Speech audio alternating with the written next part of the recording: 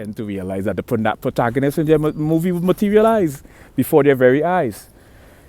So here you have a human being who supposedly had free will. Inadvertently, they're an unconscious instrument in a much grander orchestra. This person, like a conduit, just emerges into reality to fulfill this novelist character.